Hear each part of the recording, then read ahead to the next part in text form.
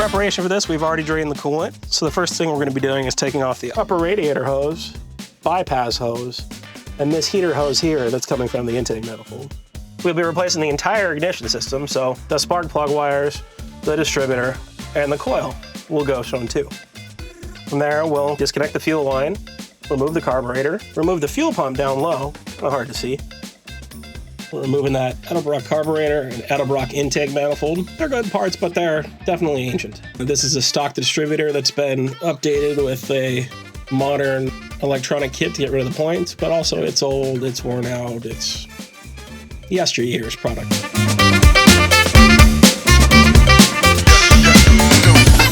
Everything came out pretty easily when we got on to put on the new parts.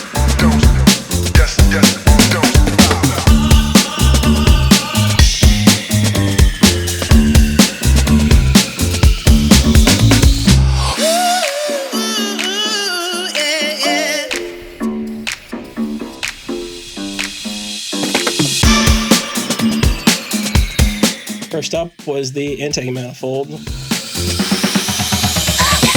As we put the intake manifold on, we had to make sure the gaskets were up. We put a little bit of sealant around the coolant ports and only around the coolant ports. And then our massive amount of RTV at both the front and rear of the intake manifold to ensure that it never leaks.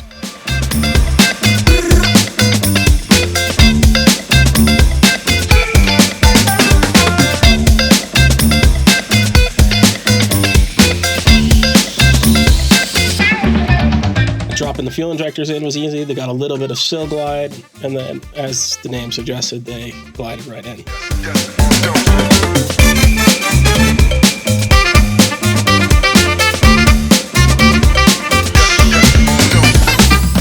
Putting the fuel rails on was easy. Kit seems really nice for that part. There's a lot of nice hardware here. We went in with a brand new thermostat on our same water neck that I cleaned up and painted. 180 degree Edelbrock thermostat.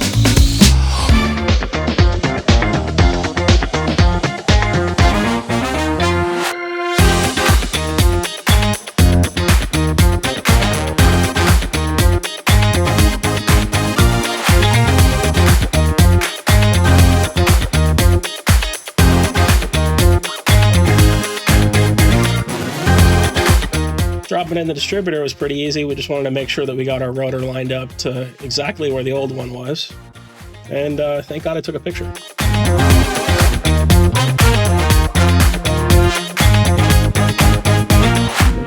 So we got one more goodie in today for James's 65 Mustang. We got a PowerMaster 150 amp alternator.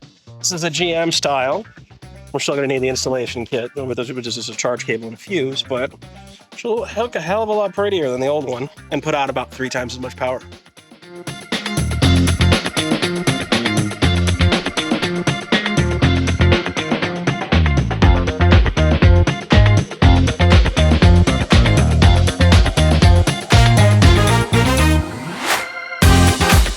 We found that the stock belt was just a little too long, so we ran up to the auto parts store to get one that was about 1.5 inches short.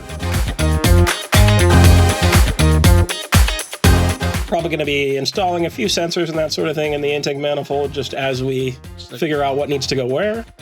We are going to be getting a charge cable pretty soon for this alternator, and we'll hook that up when it arrives. We're going to be buttoning up a few little things, probably reinstalling the fittings or getting new fittings and some plugs for the extra ports for the cooling system that are in the intake manifold. Not going to be used in our application, so we're just going to plug them up and make sure there's no leaks.